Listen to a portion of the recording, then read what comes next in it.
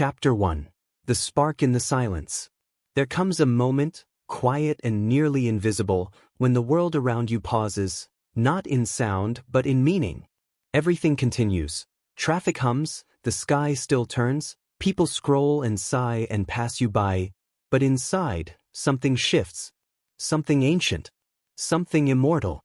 A spark in the silence. That moment is not loud. It is not glorious. But it is the beginning of everything. You have lived your life with the volume turned up on distraction, the algorithms, the expectations, the fears disguised as facts.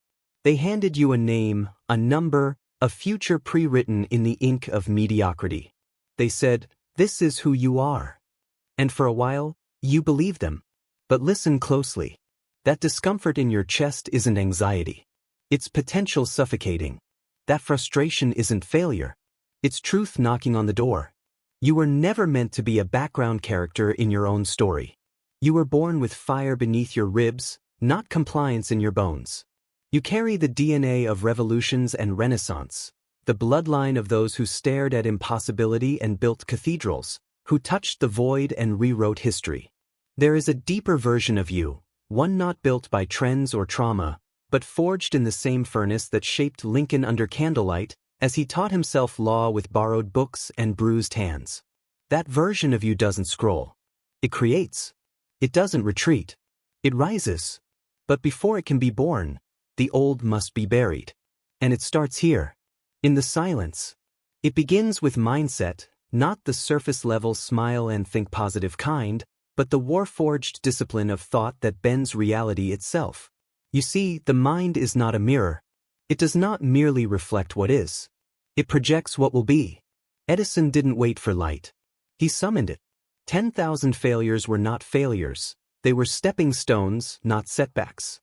He understood what you must. The world doesn't give you what you want. It gives you what you believe you deserve. So ask yourself, what have you believed you deserved? Be honest. Because your entire life has been built on that foundation, silently. Repeated patterns, broken dreams, sabotaged chances.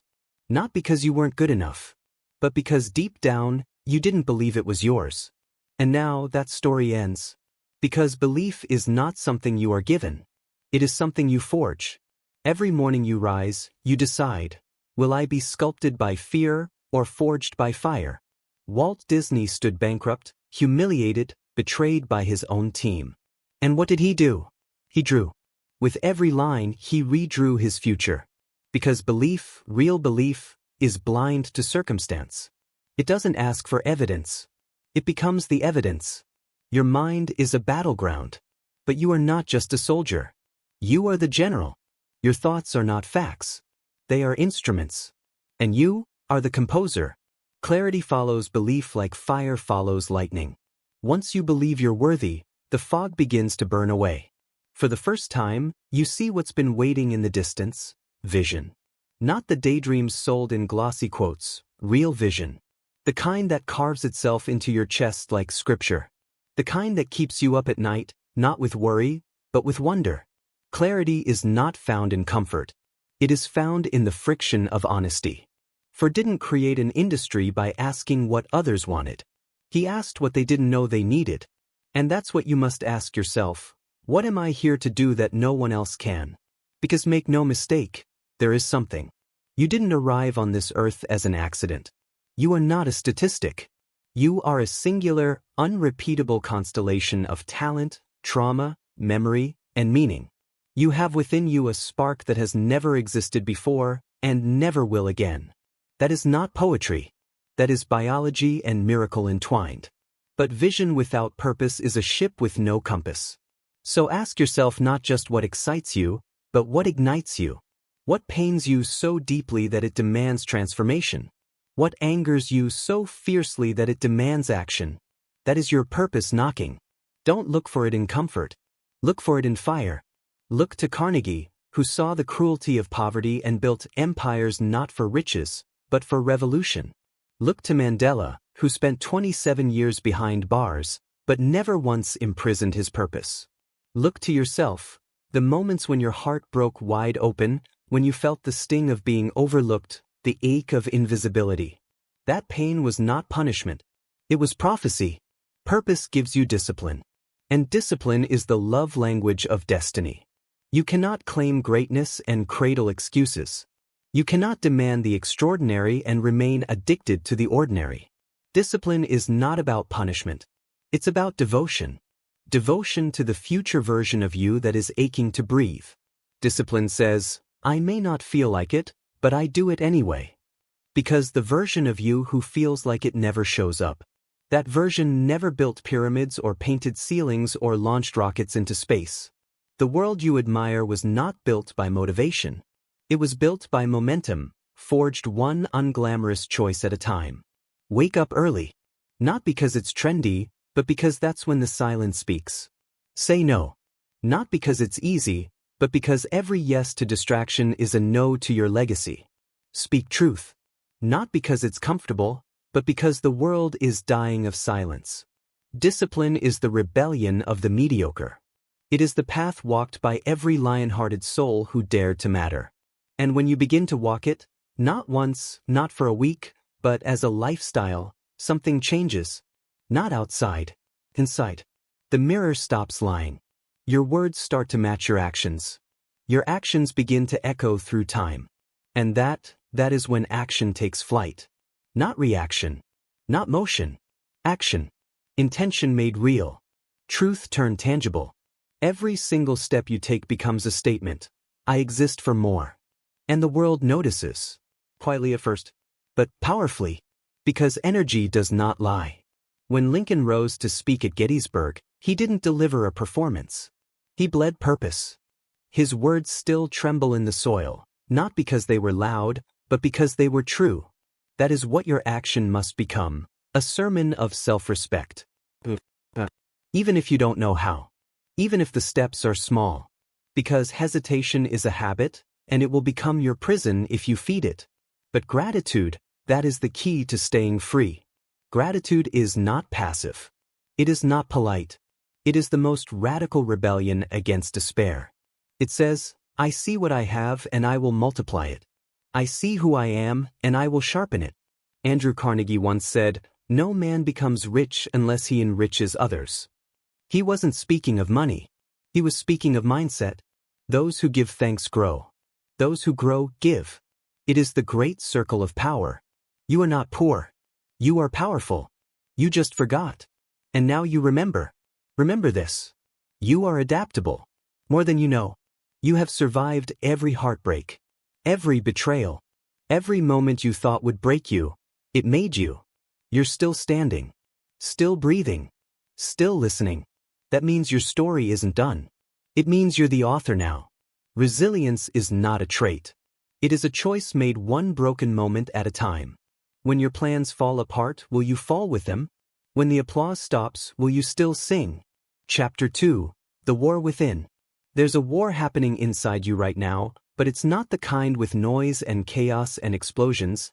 It's the war between who you've been trained to be and who you truly are underneath the debris of fear, hesitation, and borrowed identity. Most people spend their entire lives avoiding this battle, seeking comfort in the illusion of certainty, covering the screams of their own potential with rituals of numbing, with the religion of routine. But at some point, often in the middle of the night, when there's no more noise left to hide behind, you realize the enemy was never the world outside you. It was always the small voice inside that convinced you to live small. This war doesn't begin with swords or sirens. It begins with questions. The hard ones. The honest ones. The kind that can rip you open and reveal how far you've strayed from the truth of yourself. Questions like, why do I keep breaking promises to myself? Why do I silence my own voice to keep the peace? Why do I shrink around people who never bothered to grow? And most importantly, what would my life look like if I stopped asking for permission to become who I already am? The human mind is not a neutral observer of reality. It's a filter, a machine that amplifies what you focus on. It doesn't care whether your thoughts are empowering or destructive. It simply makes them louder. This is why two people can walk through the same storm and come out with completely different stories. One sees the rain as a curse, the other as a cleansing. One sees darkness and hides, the other sees darkness and builds a fire. You don't become powerful by avoiding your shadow, you become powerful by walking straight into it, naming it, owning it, refusing to let it decide the rest of your life. We are taught to run from fear, to numb it, suppress it, intellectualize it, but the truth is that fear is just potential waiting for direction. It's the raw energy of transformation that has nowhere to go because you've been told to fear the feeling itself. The legends you admire, those names etched into the architecture of history, they didn't become who they were because they were fearless. They became great because they acted in defiance of their fear. Think of Roosevelt, paralyzed from the waist down, rising to the highest office in the land, carrying a nation on his back while he himself couldn't walk. Think of Helen Keller, blind and deaf from infancy, learning to speak through raw force of will, leaving a legacy that outshines generations of people who could see and hear perfectly but never listened to their soul. You are not too late. You are not too broken. You are not too anything. You are exactly where the fire needs to start. But to ignite, you must understand something most never will. Greatness is not built in grand moments. It's built in the private war between your excuses and your execution. Every single time you choose to rise when no one is watching, every time you push forward when your mind is begging for comfort, every time you decide to believe in the version of yourself that doesn't yet exist outside your imagination, that is the moment that shapes your destiny. We live in a world that celebrates results but forgets the process. We glorify the mountaintop but ignore the climb. We share the success story but skip the years of obscurity, of being misunderstood, of grinding in silence with nothing to show for it but scars and self-respect. But the climb is everything. Because it's in the climb that you lose who you were never meant to be. It's in the climb that you earn the right to speak your truth with authority. It's in the climb that the war becomes your teacher. And this is where the mind must be forged. Your thoughts are not final. They are flexible. The brain is not a stone tablet. It is wet clay. Every belief you have was given to you by someone else first. The fear of failure? Planted. The need to be liked by everyone? Planted. The idea that you're not enough until someone validates you? Planted. These are not truths. They are inherited chains. And you can break them. But to do so, you must develop what most lack, mental sovereignty. You must learn to guard your mind like the gate to a kingdom, not letting every criticism, every trend, every opinion waltz in and take up space. You must begin to speak to yourself like someone who is building a legend, not a prisoner. This means replacing passive thought with active creation. Instead of saying, "I'm not good at this," you say, "I'm becoming someone who can master this."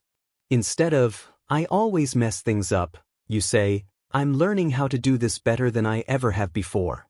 It sounds simple, but this is the work that rewires reality. It's not affirmation. It's reconstruction. Because when your inner dialogue changes, your decisions change. And when your decisions change, the trajectory of your life shifts in ways no one else can fully see at first, but you can feel it. Deep in your bones, you begin to sense that something irreversible has happened. You've started to believe that it's possible. Not in theory, but in practice. And this is where clarity deepens. Not as a lightning bolt from heaven, but as a commitment made in blood. I will no longer live in confusion simply because clarity requires courage. Most people live in mental fog because clarity is costly. It demands decisions. It demands that you let go of all the stories you've used to protect your comfort. But clarity is not about having all the answers. It's about knowing what deserves your full energy. Clarity comes when you stop trying to be everything and start becoming something. When you stop asking, "What if I fail?" and start asking, "What if I never try?" Let go of the idea that purpose is a map waiting to be discovered. It is not a map. It is a flame. You feed it through action, through honesty, through hardship. You find your purpose not in a moment of revelation but in a series of choices that eventually scream louder than your fear. You want purpose?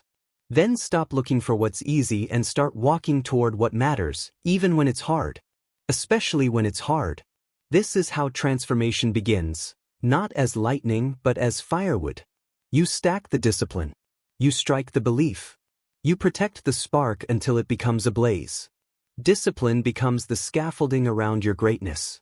And if you treat it like a punishment, you will always resent the process. But if you treat it like a gift, a sacred agreement between who you are and who you are becoming, then you will begin to crave the structure that once felt suffocating. Because now you understand, discipline is freedom in disguise. It is freedom from chaos, from indecision, from regret. Every decision you make is a vote for the person you want to become. Every small win compounds. Every repetition writes a line in your legacy. You are not just doing push-ups or waking up early or saying no to what doesn't serve you. You are building identity. And identity is the architecture of destiny. But you will not be perfect. You will fall. You will have days where you forget, where you spiral, where the voices of your past get loud again. That's not failure. That's human. What matters most is not perfection. It's returning. Returning to the path. Returning to the fire. Returning to yourself. Because the war inside you will continue. But now, you are not just a witness. You are a warrior. You know who you are fighting for. Chapter 3. The Anatomy of Vision. There comes a point in every person's life, sometimes early, sometimes late, when the question that haunts them is no longer, how do I survive? But, why am I even here? It's a quiet question, not screamed from mountaintops, not written in some book, not asked at the dinner table with a smile. It's asked in solitude, often through tears, often with clenched fists and a chest full of regret. That's the threshold where real change begins. Not when you're motivated, but when you're done pretending that comfort is enough. You reach the limits of tolerating a life that was never meant to fit you, and you realize that surviving isn't living, and existing isn't the same as being alive. From that moment on, the only thing that can carry you forward is vision. Not a fantasy, not a trend, not a shallow list of goals, but a vision that burns so clearly inside you that the thought of dying without pursuing it becomes more terrifying than the risk of failure itself. Vision is the blueprint of your soul's intention. It is the picture of the life that would make all the pain worth it. It is not something you fabricate to impress the world. It's something you remember, something that's been waiting for you underneath the rubble of distraction, expectation, and fear. You don't create vision the way you build a business plan or make a mood board. You uncover it by stripping away everything that doesn't belong to you. The layers of self-doubt, of survival programming, of narratives inherited from wounded people who never found their own way, these all have to be dismantled, piece by piece, until what's left is something raw and ancient and unmistakably yours. And when you finally touch it, when you finally see what your life could become if you stopped bargaining with fear and started making decisions that honored your own becoming, it changes everything. It shifts how you walk into a room. It changes how you handle failure. It redefines success not as recognition but as alignment. Vision does not ask for the world's permission. It doesn't need applause. It only needs breath, commitment, and movement. But here's what most people get wrong. They think vision should be easy to explain. They want it to make sense to other people before it even makes sense to themselves. They want it to sound impressive, to be understood, to be received with nods and approval. But the truth is, the real vision for your life, the one that actually transforms you, will often sound ridiculous to the people still negotiating with their limitations. It's not supposed to make sense to them. It's supposed to make sense to your future. Martin Luther King Jr. didn't say, "I have a plan." He said, "I have a dream." Because vision is not a plan. Plans are practical. Dreams are prophetic. A plan will keep you in the realm of probability. But a vision will demand the impossible from you. It will require you to grow, to stretch, to unlearn everything you thought made you safe. It will test your loyalty to comfort and see if you're willing to trade it for meaning. And this is why so few people live with vision, because vision requires sacrifice. It demands that you give up the version of yourself that makes sense to other people so you can become the version that finally makes sense to you. That sacrifice is not symbolic. It's real. You will lose friends. You will walk away from rooms that once made you feel seen. You will sit in silence while the world around you keeps screaming for shortcuts and validation. But inside that silence, something sacred begins to grow. Discipline becomes devotion. Movement becomes momentum. And the future begins to answer back. You will know when your vision is real, because it will terrify you and attract you at the same time. It will pull you forward and dare you to let go of everything that's been anchoring you to mediocrity. You will wake up at 4 a.m. not because an alarm told you to, but because purpose doesn't sleep. You'll stop needing motivation because meaning itself becomes the fuel. You won't need praise because fulfillment isn't external anymore. You'll feel something deeper, the power of living in alignment with something bigger than your ego. People often ask, how do I know it's my real vision and not just a passing idea? The answer is simple: your real vision won't go away. You can ignore it. You can bury it under 10 years of pretending. You can numb it with substances or distractions or fake success, but it will return. It always returns. And every time it does, it will whisper a little louder. It will haunt your quiet moments. It will show up in conversations that make you uncomfortable. It will arrive in the eyes of someone doing what you were born to do, and it will ache like a bruise you forgot you had. Because vision never dies. It waits. It waits for courage. And courage is the door to clarity. Vision without courage is a daydream. But vision with courage becomes a revolution. Not in the world first, but in the mirror. That's where the uprising begins. That's where you stop negotiating with procrastination, with perfectionism, with the belief that you're not ready. Vision says, I don't need to be ready, I need to be willing. And once you're willing, the world begins to respond. Because here's the truth that no one tells you. When you become clear about your vision, the world starts organizing itself around that clarity. People show up. Opportunities begin to appear. Doors open, not because the universe is doing you a favor, but because you've stopped blocking your own signal with indecision and self-doubt. Life doesn't respond to what you want. It responds to what you're committed to. Vision is the frequency of commitment, and once you start living at that frequency, everything begins to shift. But you must be ruthless with your attention. Vision cannot coexist with addiction to distraction. It cannot flourish in a life built around pleasing people who do not live with vision themselves. You have to make space for it, not just in your calendar, but in your soul. You have to protect it like it's sacred, because it is. You have to say no to good things so you can say yes to the right things. You have to become selective, intentional, and unapologetic. Because when you live with vision, you are no longer chasing. You are attracting. You are no longer reacting. You are leading. You are no longer begging for time. You are building legacy. And here's the most powerful part. Your vision isn't just about you. It's about what your life will unlock for others. When you finally become the person you were meant to be, you give permission, without saying a word, for others to do the same. That is the real revolution. That is the ripple that changes generations. That is how one life becomes the match that sets fire to the forest of mediocrity. This is why you must honor your vision, not as a luxury, but as a responsibility. Because you never know who's watching you and waiting to believe in themselves. You never know who needs your courage to find theirs. And most importantly, you never know what version of yourself is waiting on the other side of your full commitment. That version is already real. It's already watching. It's already waiting for you to stop stalling, stop settling, stop shrinking, and step forward, not with perfection, but with power. Not with certainty, but with conviction. Because once you do, everything changes, not all at once, but permanently. This is how destiny is shaped. Not by luck, but by vision backed by relentless action. Chapter 4. Purpose is fire without permission. Purpose does not arrive like a sunrise, soft, elegant, universally admired. Purpose arrives like a lightning strike in the middle of a storm you didn't plan for. It doesn't ask your permission. It doesn't wait until you feel qualified. It erupts inside you at the most inconvenient hour, ruins your appetite for comfort, and begins to burn away everything false. Purpose doesn't care about your timeline, your to-do list, or your social mask. It comes to take back the territory of your soul, and if you let it, if you stop running from the discomfort of responsibility, it will remake you into something unrecognizable to the version of yourself that once lived for applause. Most people are not living with purpose because they confuse comfort with peace. But comfort is a cage when it's disconnected from growth.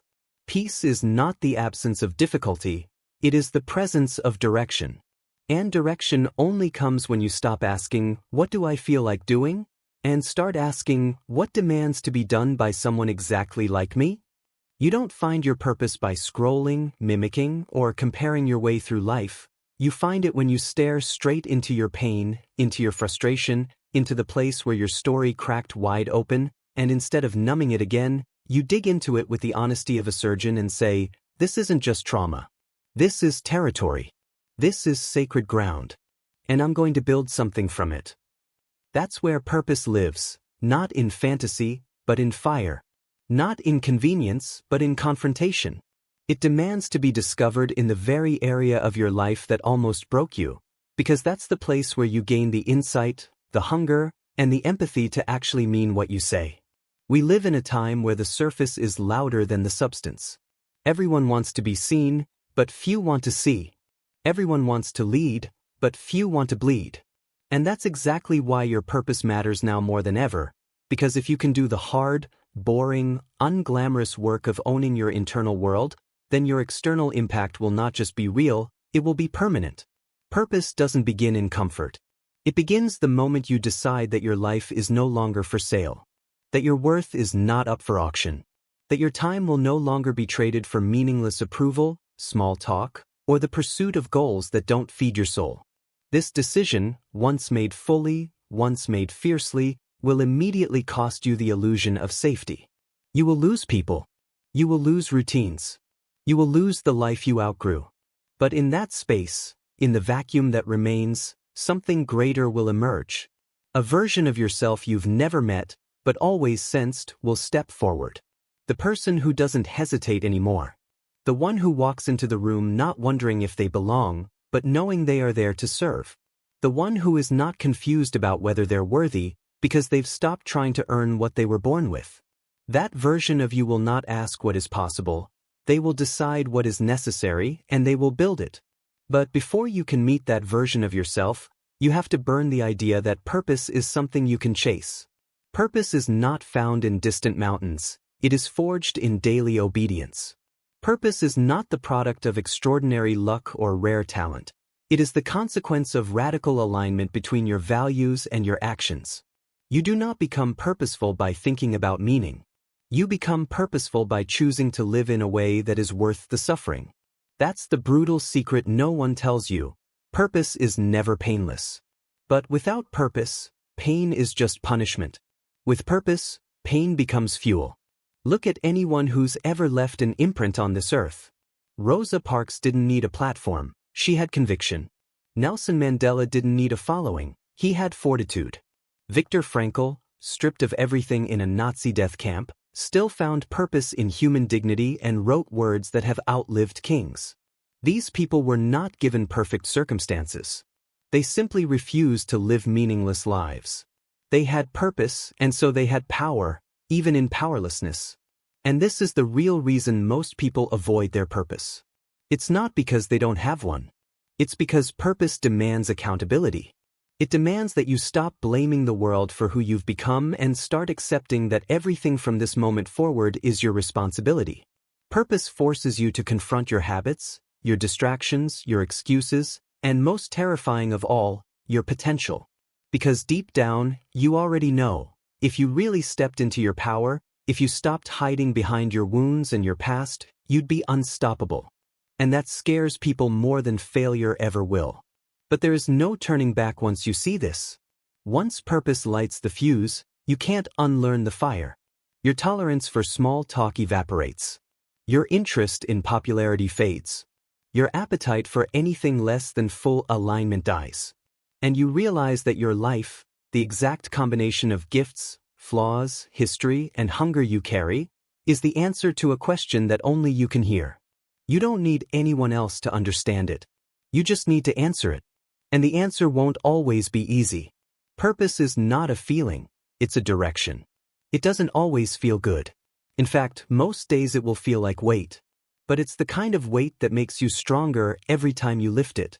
And eventually, what used to feel impossible becomes your warm-up. What used to scare you becomes sacred. What used to paralyze you becomes the exact thing that defines your legacy. The world doesn't need more people chasing happiness. It needs more people chasing meaning. People who are willing to sacrifice comfort for contribution. People who are more concerned with building something real than being liked for pretending. People who understand that purpose is not about what you get, it's about what you give, what you stand for, what you are willing to endure for the sake of something bigger than yourself. That's what makes your life matter. Not the money. Not the followers. Not the trophies or titles. What makes your life matter is your willingness to live in integrity with your own soul, to do the work that no one will celebrate, to follow the vision no one understands yet, to plant trees you may never sit beneath, to create in the face of silence, to lead when it's inconvenient, to love even when it's not reciprocated. And this, right here, is the foundation of real transformation. Purpose is the soil. From it, discipline becomes devotion. Action becomes instinct. Pain becomes prophecy. And every single day begins to feel like an offering, not a burden. A sacred opportunity to pour yourself into the world, not out of obligation, but out of overflow. You no longer fear being exhausted, you fear being wasted. And you refuse to leave this earth with your songs still inside you. Because you finally understand, your purpose isn't waiting. It's watching. And it's asking, are you ready to become the person this world can't forget? Chapter 5. The discipline that rebuilds you. Discipline is not a restriction of your freedom, it is the structure that sets it free. Without discipline, your mind will run circles inside illusions, your potential will stay locked behind the closed doors of someday, and your energy will be drained by the same patterns that have kept you frustrated, scattered, and stuck. But with discipline, your life becomes an instrument that plays with precision, with force, and with meaning. You begin to realize that the version of yourself you're trying to become will never arrive through wishful thinking, emotional highs, or another round of empty motivation. It will only come through deliberate, relentless, sustained effort that isn't always visible, isn't always appreciated, and isn't always easy, but is always essential. Most people misunderstand discipline because they associate it with punishment. But discipline, when understood correctly, is not about punishment at all. It is about devotion.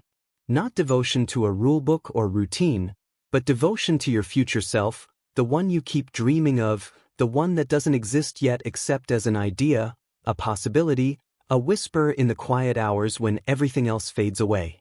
Discipline is how you bring that version of you into reality. It is how you collapse the distance between your intentions and your identity. It's the bridge between knowing who you could be and finally becoming that person in the flesh. You cannot outsource this process. You cannot skip it. You cannot delegate it, automate it, or fake your way through it. You either live it, or you don't. There is no in-between. You are either making decisions that move you forward or decisions that quietly pull you backward, and the illusion of standing still is just resistance disguised as rest. Every time you choose what's easy over what's meaningful, you reinforce a habit of betrayal, not to others, but to yourself. And those betrayals compound. They become the reason you don't trust your own word. They become the source of the quiet self-loathing that shows up every time you break a promise you swore you'd keep. But here's the power of discipline. It is the cure to that betrayal.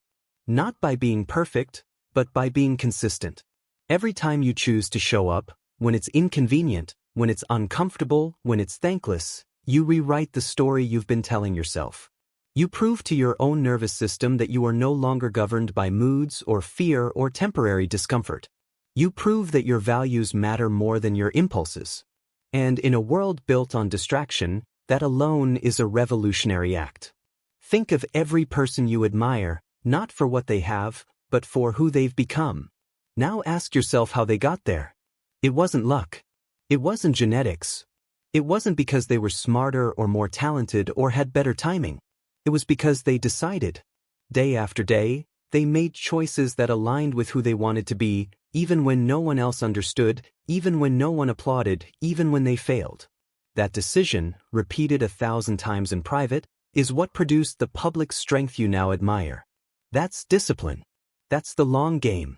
That's the quiet grind that makes the loud impact. And here's the hardest truth about discipline. It's not supposed to feel good. At least not at first. You're not doing it because it's pleasurable. You're doing it because it's powerful. You're doing it because you refuse to be a prisoner to your past. You're doing it because you understand something most never will, that temporary pain is a small price to pay for permanent transformation. Most people will give up their future to avoid present discomfort. But the disciplined ones? They endure present discomfort to build a future that is no longer ruled by avoidance. There will be mornings when your body says no and your mind tells you to stay in bed. There will be days when your environment tempts you to break your commitments. There will be moments when no one is watching and the easiest thing to do is to cheat the process. And in those moments, you will discover who you really are. Not when it's easy, not when you feel like it, but when it's brutal and boring and lonely, and you still do it. That's what builds identity. That's what builds legacy. That's what separates the dreamers from the doers and the talkers from the architects of real change. Discipline is also the most honest form of self-respect. When you choose discipline, you're telling yourself, I am worthy of effort. I am worthy of excellence. I am worthy of the discomfort required to build the life I know I was meant to live. And this kind of self-respect is not given, it is earned. Every small, consistent choice you make becomes proof. Proof that your future matters more than your feelings. Proof that you are done betraying yourself. Proof that you are no longer negotiating with fear. Discipline doesn't mean you'll always win. It means you won't quit. It means when you fall, you don't spiral, you recalibrate. It means when you miss a day, you don't trash the week, you return to the standard. It means when the world applauds mediocrity, you still choose mastery. Not because it's popular, but because it's personal. Because you've decided that you will not die with potential still inside you. The world won't understand this right away. They'll call you obsessive. They'll say you're too intense, too focused, too disciplined. But understand this. Discipline looks like obsession to people who have never committed to anything that demanded their full attention. Let them misunderstand you. You are not here to be understood. You are here to become undeniable. Discipline is not about controlling life. It's about preparing for it. It's the only tool that gives you agency in the face of chaos. It allows you to adapt when things fall apart. It allows you to pivot without panicking. It gives you strength to rebuild when the storm comes, because the storm will come. Life is not interested in sparing you. It is interested in shaping you. And without discipline, you will crumble under pressure. But with it, you will rise, not by accident, but by design. Eventually, discipline becomes more than routine. It becomes identity. It stops being something you do and becomes who you are. You no longer have to force it. You no longer debate with it. It becomes integrated into your being, like breathing, like walking. And when that happens, when the muscle memory of discipline kicks in, your entire life begins to shift. Not in dramatic, cinematic moments, but in small, steady, silent victories that stack into a life of substance. This is the turning point. When discipline stops being effort and starts becoming freedom. The freedom to live without shame. The freedom to build without guilt. The freedom to die without regret. Because you know, deep down, that you gave everything. You left it all on the table. You didn't just dream. You did. And that is where the transformation becomes irreversible. Chapter 6. Momentum is a force that doesn't ask permission. Once discipline becomes part of your identity, once you've made the decision not just to act occasionally but to live in full alignment with the future you've committed to, something begins to shift, not just inside you, but around you. The world itself starts to move differently. The fog begins to clear. The chaos starts to bend. Patterns that once felt random begin to form structure.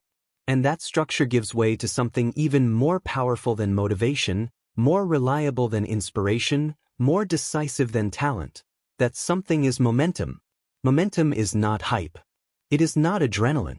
It is not about feeling like you're on fire. Momentum is the quiet but undeniable sense that you are moving forward with velocity because you have stacked enough consistency to push past resistance. It is the result of compounded action. It is the evidence that your choices are no longer just decisions. They are becoming a force. And forces do not negotiate. They do not wait for perfect conditions. They move through uncertainty, not with arrogance, but with inevitability. Momentum doesn't care if you feel confident. It doesn't ask you to feel qualified. It doesn't need you to have all the answers.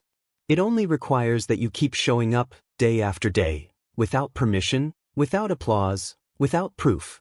Because momentum is not built by perfection, it is built by persistence. It is created every time you silence the voice that says, "What's the point?" and replace it with action, even if that action is small. Especially if that action is small. This is where most people fail, not because they lack vision, not because they don't care, but because they wait too long. They overthink the move, they delay the conversation, they analyze the timing, they try to plan for every variable, and in doing so, they give the illusion of movement without actually moving. You will never think your way into momentum. You will only act your way into it. You can't meditate your way into power without movement. You can't research your way into greatness without commitment. You can't visualize your way into execution without showing up when it's inconvenient, when it's uncomfortable, when it doesn't make sense. The people who achieve what others admire are not superhuman.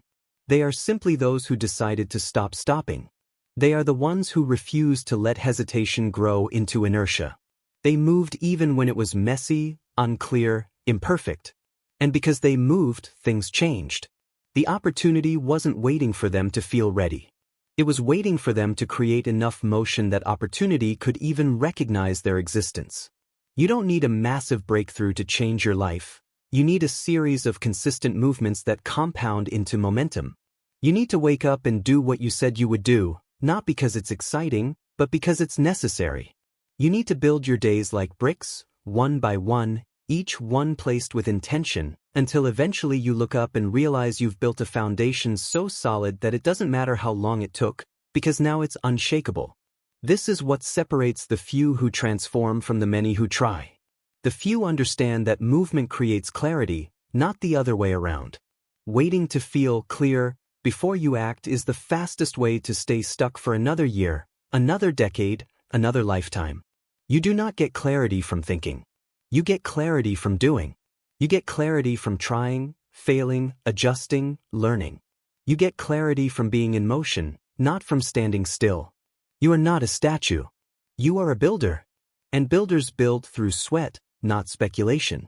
So when the voice in your head tells you to pause, to plan more, to wait until conditions are better, recognize it for what it is: fear wearing the mask of logic. That voice wants you to play small. It wants you to stay comfortable. But momentum doesn't live in comfort. Momentum lives at the edge of your uncertainty. Momentum shows up the moment you stop asking how long it will take and start trusting that it will be worth it. The hardest part of building momentum is the beginning, because that's when gravity is strongest. That's when your old habits are screaming the loudest, when your nervous system is addicted to staying the same, when no one believes in you yet, not even you. But the moment you take that first real step, the moment you push forward when everything inside you says turn back, that is when the weight begins to shift. That is when resistance starts to crack. That is when you take control of your own momentum. From that point forward, every repetition gets easier, not because the task itself is easier, but because you've started to believe that you can do hard things. That belief is everything. It becomes a silent engine. It powers you when motivation fails, when the world is indifferent, when the path gets dark. And the most beautiful part is this: momentum creates its own motivation. You don't need to wait for some magical burst of inspiration. You just need to move. One rep, one email, one phone call, one commitment, and then another, and then another. And before long, you look around and realize the tide has turned. You're no longer being pushed by resistance, you're being pulled by progress. You must understand this. Momentum is rare because it's expensive. It costs comfort. It costs excuses. It costs the stories you've told yourself to justify staying where you are. But once you've paid the price, once you've built it, momentum becomes your greatest ally. You don't have to think so hard anymore. You just show up and do the next right thing. You don't have to convince yourself. Your habits speak for you. You don't have to wonder if change is possible. You are living proof that it already is. But if you stop, if you hesitate too long, if you let doubt take over again, momentum fades. It doesn't disappear overnight, but it starts to decay. Your energy slips. Your standard lowers.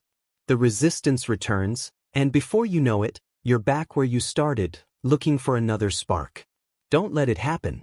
Protect your momentum like your life depends on it, because in many ways, it does. Your joy, your purpose, your legacy, all of it is built on movement. All of it is built on doing what matters again and again until who you are and what you do are no longer two separate things. You are not here to pause your way into greatness. You are not here to plan yourself into transformation. You are here to act boldly, repeatedly, intentionally. You are here to move like your future is watching, because it is.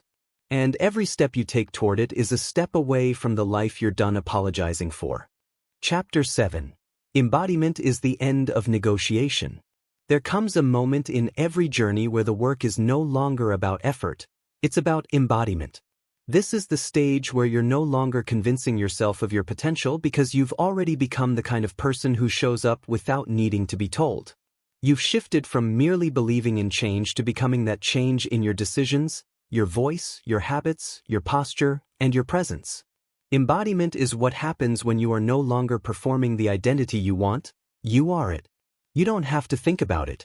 You don't have to explain it. You walk into the room and it's felt.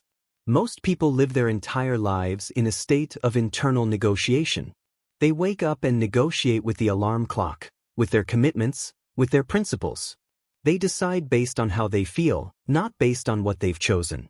And every day, those negotiations slowly erode the foundation of who they could have been. But embodiment ends the conversation.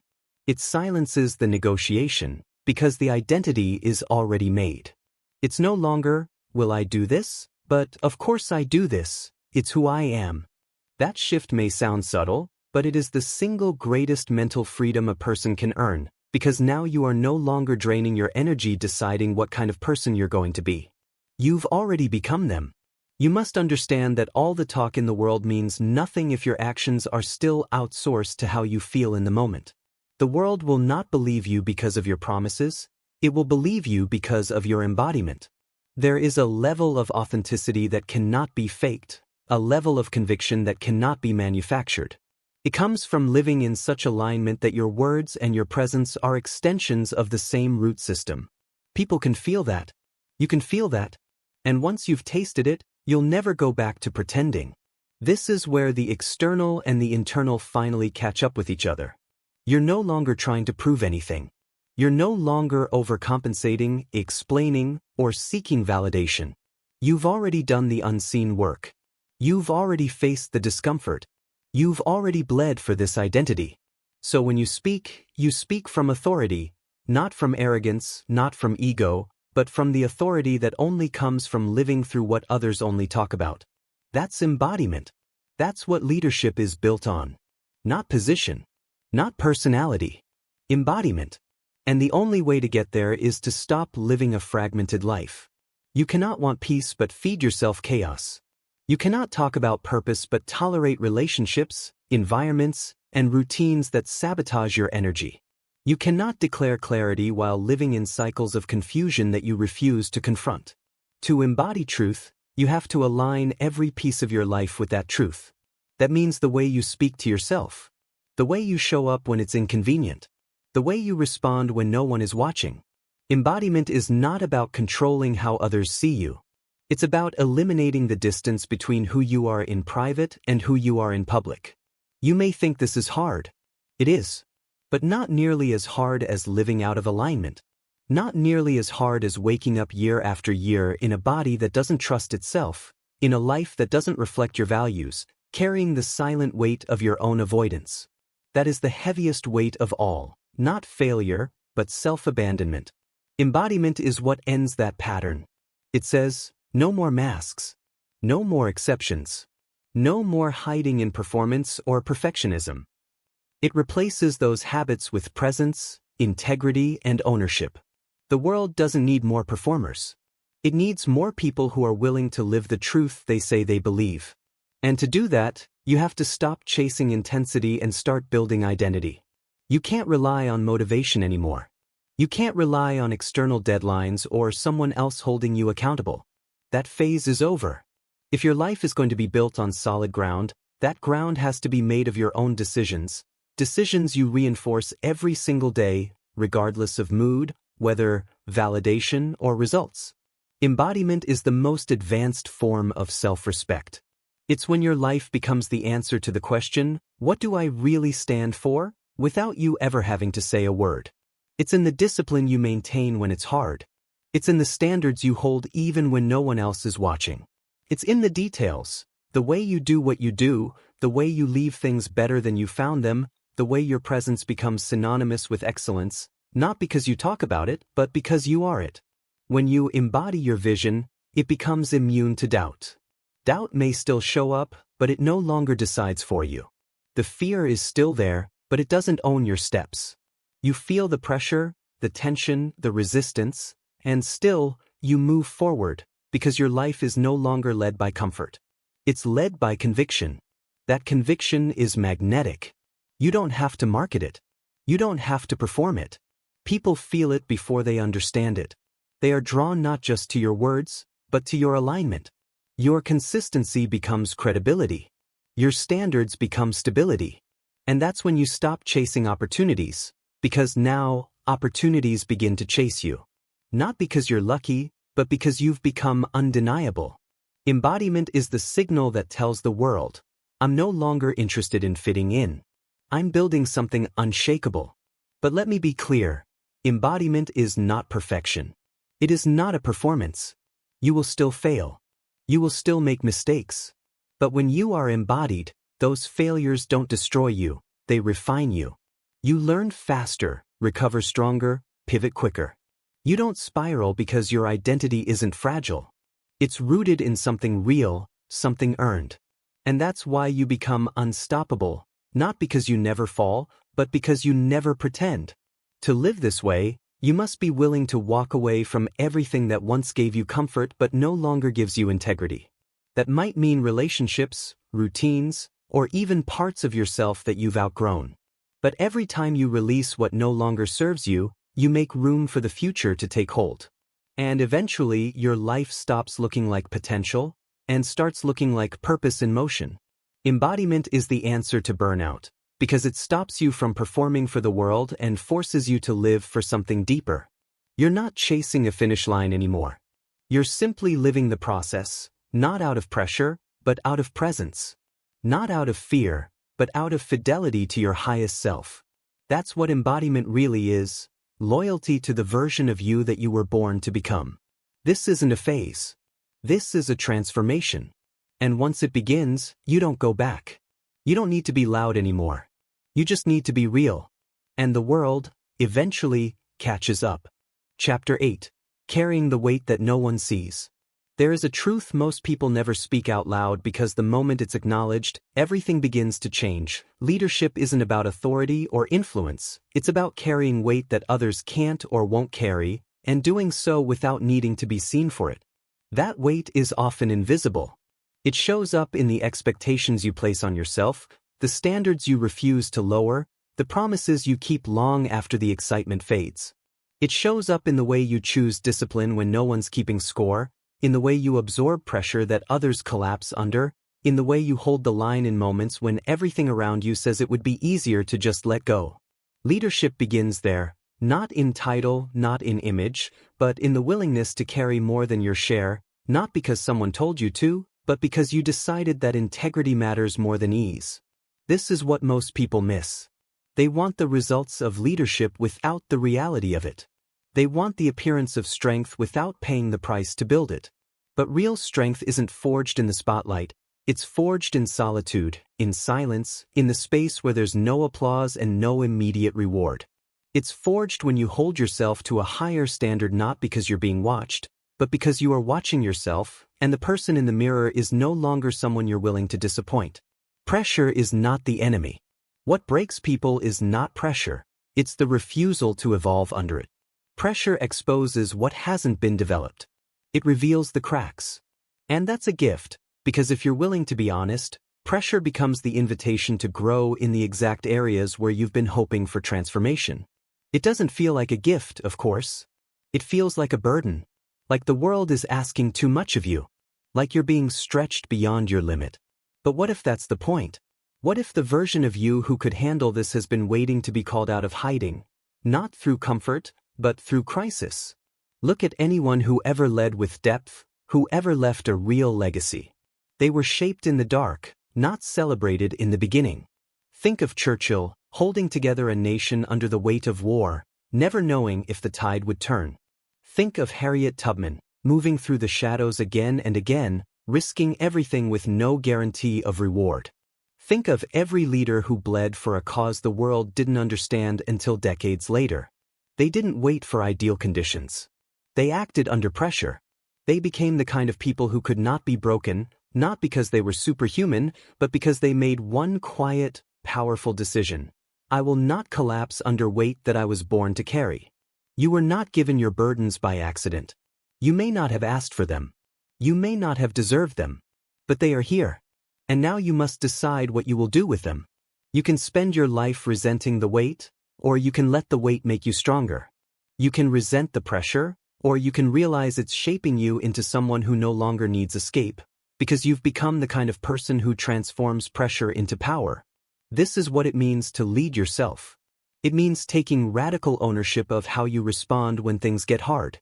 It means mastering your emotions without suppressing them. It means learning how to sit with anger without being consumed by it, how to move through fear without being frozen by it, how to feel pain without letting it rewrite your values. Emotional mastery is not about becoming numb, it's about becoming skilled. It's about knowing that your emotions are data, not directives. They're signals, not commands. And your ability to lead yourself starts with your ability to feel deeply without losing direction. You won't always be able to control what happens, but you will always be responsible for how you respond. And your response is what determines whether the pressure breaks you or builds you. In every difficult moment, you have one of two choices. You either become reactive, or you become responsible. Reaction is automatic. It's what you've been trained to do. But responsibility is deliberate. It means choosing your actions based on who you're becoming, not just how you feel in the moment.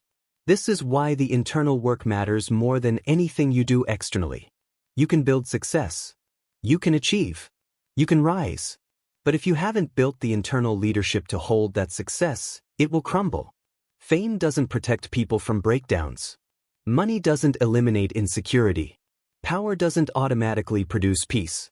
You can win the outside game and still lose yourself, unless you've done the inner work to become someone who can carry pressure without losing truth. And the truth is this: the world may never fully see the weight you carry. They may never know the nights you stayed up battling the version of yourself that wanted to quit. They may never know how often you kept going without recognition, how many times you gave without expecting anything back. They won't always know. But you will. And that's enough. Because you're not doing this for applause. You're doing it for alignment. That's what changes everything. That's when pressure becomes sacred. That's when your burdens become blessings in disguise. Because now, you're not afraid of weight, you've trained for it. You've built the capacity to carry more than most people can even imagine. And because of that, you become a foundation. Not just for yourself, but for others. You become the person others can lean on. The person who can lead not with noise, but with stillness. Not with control, but with presence. And the deeper gift is this: once you stop fearing pressure, you become free. You stop resisting growth. You stop running from conflict. You stop shrinking in the face of responsibility. And your life begins to operate at a different voltage, not driven by fear of collapse, but guided by the strength of someone who knows who they are and what they can carry. That is what makes you a leader. Not your title, not your performance, but your ability to remain rooted under weight that would crush lesser versions of yourself. And when the world starts to notice, when they ask how you became this steady, this powerful, this clear, you won't need to explain it. You'll simply keep walking because you'll know. This strength was never an accident. It was earned. One quiet decision at a time. Chapter 9. Adaptability is strength without ego.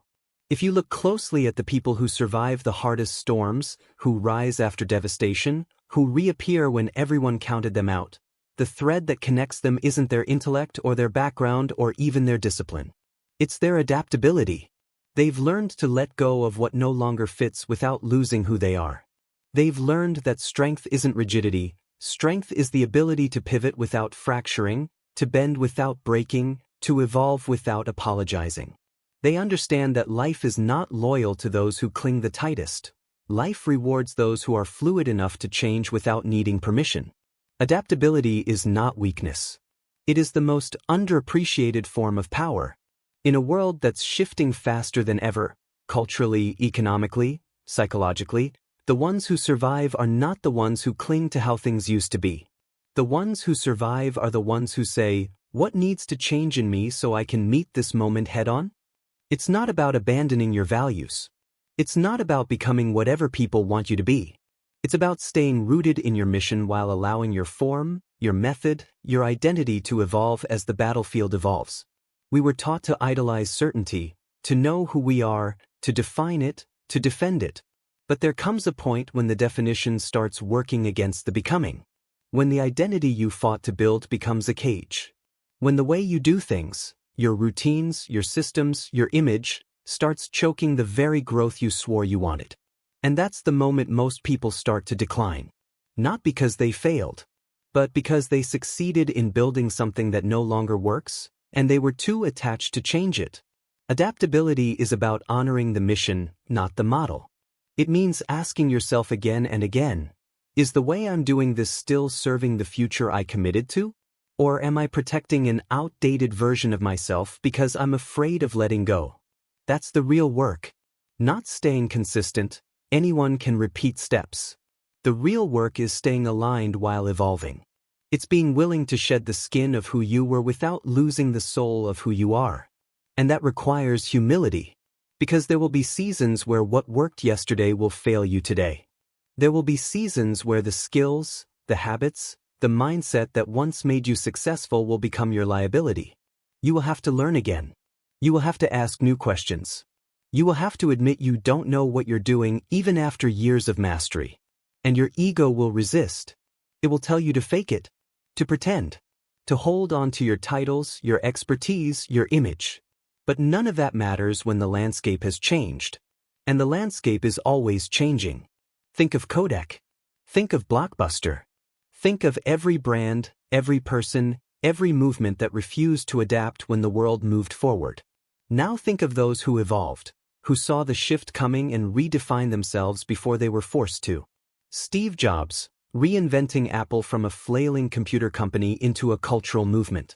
Netflix, letting go of DVDs before the world was ready. Beyoncé, reshaping her sound, her business, her message, not once, but repeatedly without ever compromising her center. This isn't marketing. This is adaptability. This is being fluent in your own future. And it's not just for companies and icons. It's for you. It's about realizing that who you were 10 years ago, 5 years ago, even last year, that person may not be equipped for the challenges you're facing now. That person may have been perfect for the battles back then, but now, a new level of you is required. And you don't get to meet that version by hoping. You meet them by shedding. Shedding ego. Shedding comfort. Shedding attachment to old rhythms that once felt like identity but were really just survival tools. You want to grow? Then you have to risk who you've been. You want to rise? Then you have to stop worshiping your own image. Let it crack. Let it morph. Let it stretch. Because the next level of your life is not going to look like a more polished version of your past.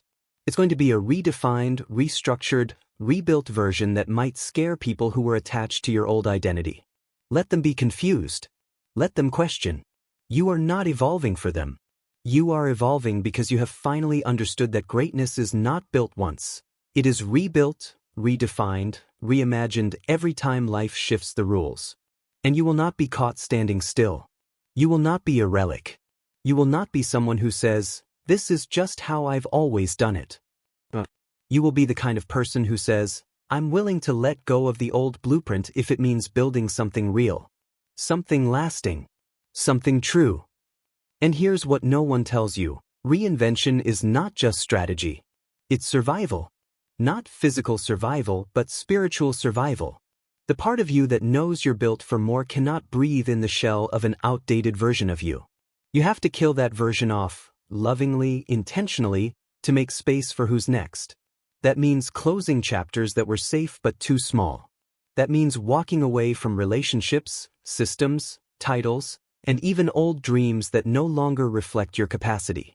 That means grieving the version of you that was good, because good is often the enemy of necessary. Adaptability is the discipline of staying honest. Honest about your limits. Honest about your growth. Honest about what season you're in and what kind of energy, system, or mindset that season requires. You are not static. You are dynamic. You are a fluid, evolving force. And the sooner you make peace with that, the sooner you become powerful in ways most people never understand, because they're still trying to live yesterday's plan in today's war. Let go of the fantasy that reinvention has to be dramatic or destructive. Most of the time, it's quiet. Most of the time, it happens in subtle shifts. The way you speak, the way you spend your time, the standards you hold, the things you say no to. It's not about announcing the change. It's about becoming the change, gradually, until the world catches up and finally realizes you've outgrown the box they kept trying to put you in. That's the beauty of adaptability. It doesn't wait. It doesn't demand applause. It doesn't ask if the world is ready. It just moves. Because you know you weren't born to stay the same. You weren't born to be remembered for who you were. You were born to keep becoming. And as long as you keep becoming, nothing can stop you. Chapter 10. Resilience is the choice to rise without apology. There is a part of this journey that no one can prepare you for, not with strategies, not with speeches, not with wisdom passed down from books or mentors. It is the moment after the fall.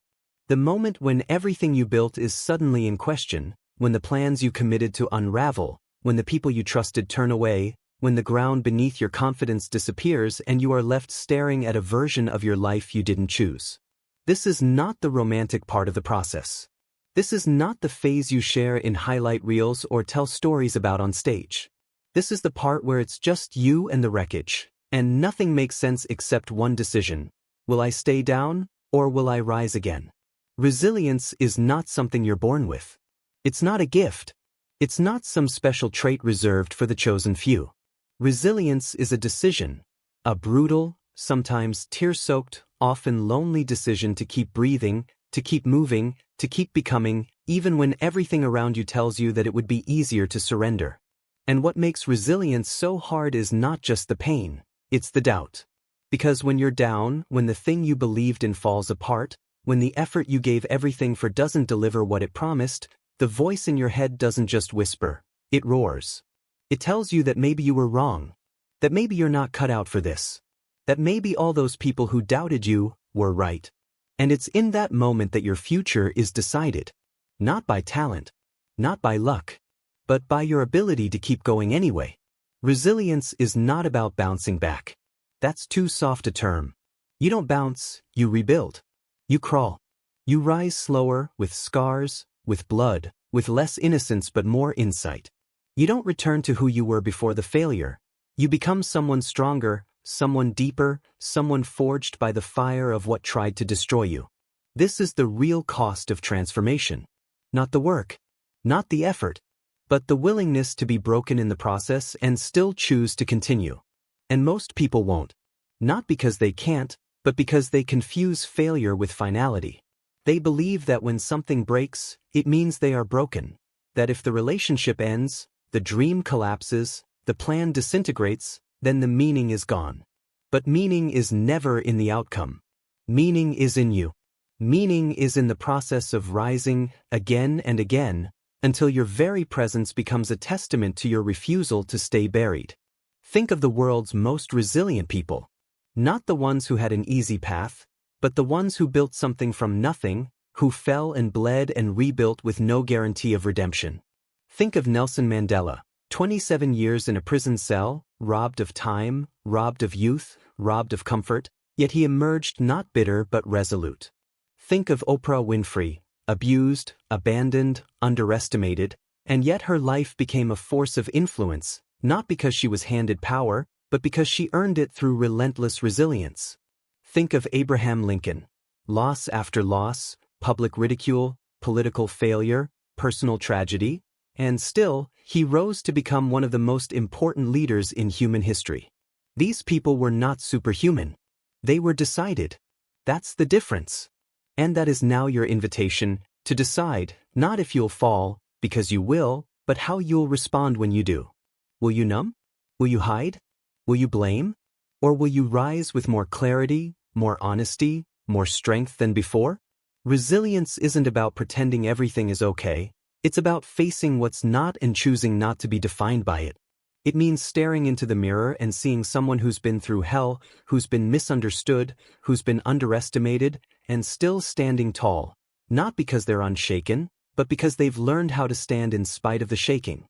It means knowing that your scars are not signs of weakness. They are evidence that you've survived what others didn't even dare to face. They are proof that you didn't break the way they expected you to. And they are the very thing that qualifies you to lead, to speak, to show others the path out of their own darkness. This is why resilience matters now more than ever. Because we live in a world that glorifies ease and avoids adversity. A world that teaches you to escape pain rather than extract power from it. But here's the truth, you will never discover your full capacity if you avoid the fire. You will never lead with real conviction if you've never had to rebuild yourself. You will never carry authority if your story is free of resistance. Because leadership without scars is just noise. Resilience gives you depth. And depth is the one thing you can't fake. So when the moment comes, and it will, when you are brought to your knees by life, when it feels like everything you've built is at risk, when you feel tired, unseen, unsure, remember this. The fall is not the end. The fall is the forge. The fall is the sacred opportunity to meet the version of you who doesn't flinch, who doesn't run, who doesn't crumble, the version of you who knows exactly what you're made of because they've seen you at your worst, and they still believe in your return. Resilience is the language of legacy. It's the decision to rise not once, not twice, but every time. No matter the cost. No matter the delay. No matter how long it takes to rebuild. It's what separates people who try from people who transform. And in the end, it's what makes your story unforgettable. Chapter 11. Learning is the practice of becoming. There's a dangerous illusion in the world of personal development. The idea that learning is something you do in the early stages, something that ends once you've achieved a certain level of success, confidence, or expertise. It's a lie so subtle that it can sound like wisdom. I already know this. I've already heard that. I've already done the work. But learning, real learning, is not something you complete. It's something you embody. It's not about collecting information. It's about becoming so open, so humble, and so committed to truth that you never stop evolving, no matter how much you know, how far you've come, or how high you've climbed. To be a learner for life is not a weakness. It is the single most powerful posture you can hold, because it means you have released the need to be right and replaced it with the hunger to be real. It means your ego no longer needs to be the smartest person in the room, because your identity is no longer built on being seen as an expert. It's built on becoming someone who is always expanding. The people who grow the most aren't the ones who have the most answers, they're the ones who are obsessed with better questions. Learning, in its deepest form, is the willingness to let go of what once worked in order to discover what now matters.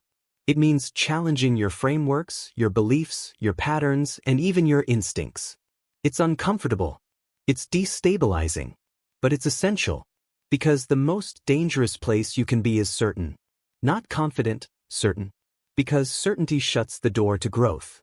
It says, I already know, and when you say that, your mind stops listening. Your heart stops opening. Your soul stops stretching. And what once felt like mastery becomes stagnation in disguise. Real learners are not addicted to novelty. They're addicted to truth. They don't chase shiny ideas or consume content to feel productive. They engage with what confronts them, what disturbs them, what challenges the very structure of how they see the world. They lean into resistance because they understand that resistance is often the beginning of revelation.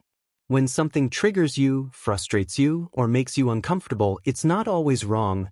It might just be pulling at the exact thread that's keeping you small. But learning at this level requires a different kind of courage. The courage to say, I was wrong. The courage to say, I outgrew this.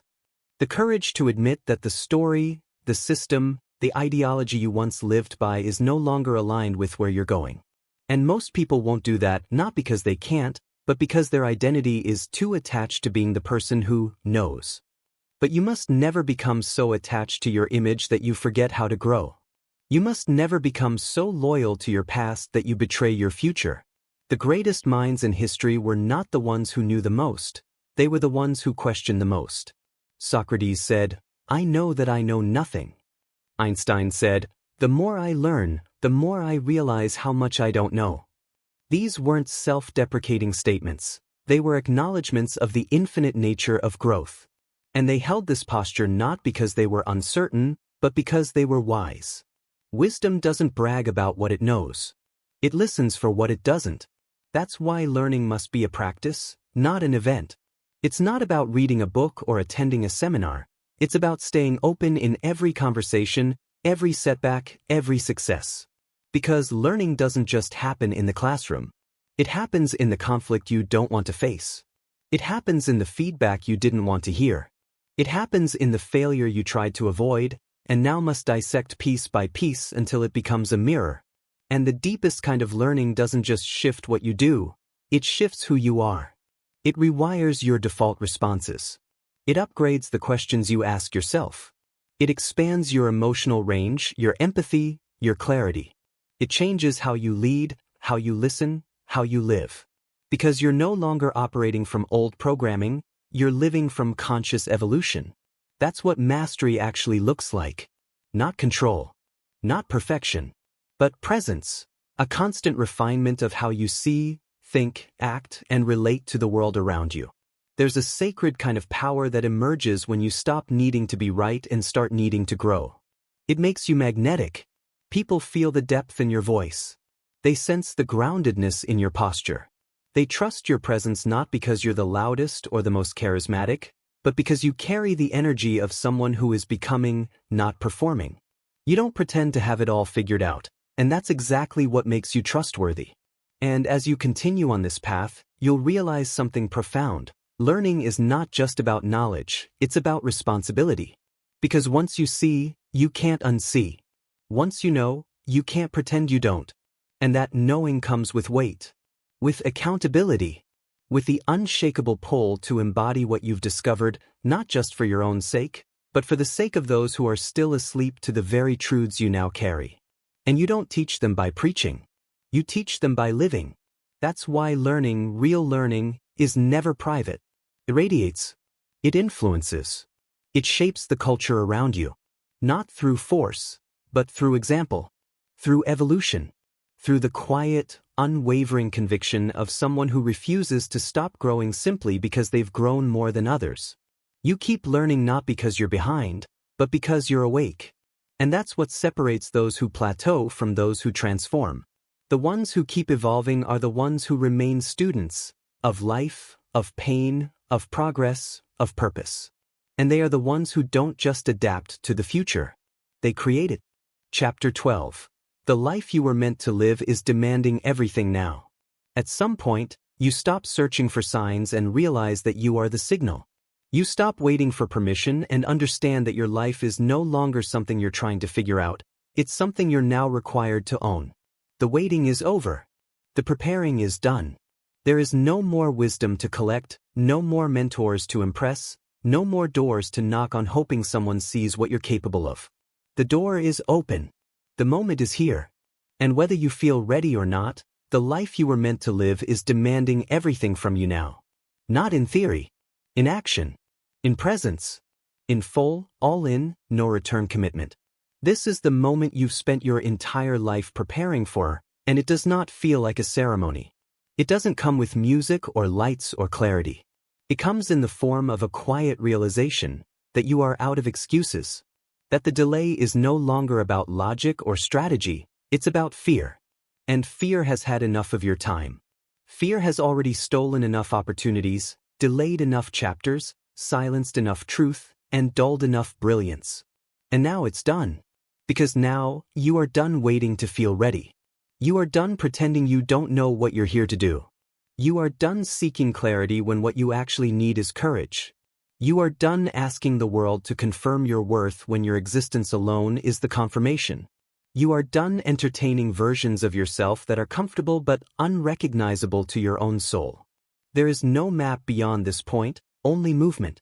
Only your willingness to walk forward without guarantees. Only your trust in the fire you've been building quietly, internally, patiently, through every chapter before this one. And now that fire is no longer contained. Now, it must burn through the walls you've built to stay safe. It must melt the scaffolding of your old self, not to destroy you, but to reveal you. Because you were never just here to improve your habits. You were never just here to make slightly better decisions. You were here to completely shift the way you walk through this world. To shift your posture, your voice, your pace, your presence. You were here to become someone unrecognizable to your past and unforgettable to your future. And that doesn't happen with small, safe steps. It happens when you cross the line and never look back. So yes, it will cost you. It will cost you the version of yourself that's still addicted to hesitation. It will cost you the comfort of being understood by people who only knew your former limitations. It will cost you the attention you used to chase by being relatable, polite, agreeable. Because now, you're no longer here to blend in. You're here to become undeniable. To walk so deeply in truth, so rooted in your calling, so convicted in your energy, that people don't just see you, they feel you. This doesn't mean you have to shout. This doesn't mean you have to perform. It means you embody every ounce of what you've earned. You walk into the room differently. You say no differently. You wake up with different questions. You lead without the need to be followed. You serve without the need to be thanked. You move not for validation but from vision, and that's the shift that changes everything. You no longer ask what you can get from the world. You ask what you can give to it. You no longer ask who's watching.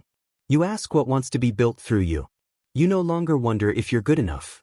You ask, what would I do if I already knew that I am? Because here's the ultimate truth. You don't become ready for your life by preparing. You become ready by deciding that you will not die with your potential buried beneath fear. You become ready when you stop performing and start being. When you let go of the scaffolding of improvement and step fully into embodiment. That's what this whole journey was preparing you for, not more answers, but more alignment. Not more theory, but transformation. You've already bled for this. You've already broken for this. You've already walked through fire for this. So now there is only one question left. Will you live for it? Will you live for the vision that won't let you sleep? Will you live for the future version of you who is begging to be born? Will you live for the people who need to see someone who did it anyway?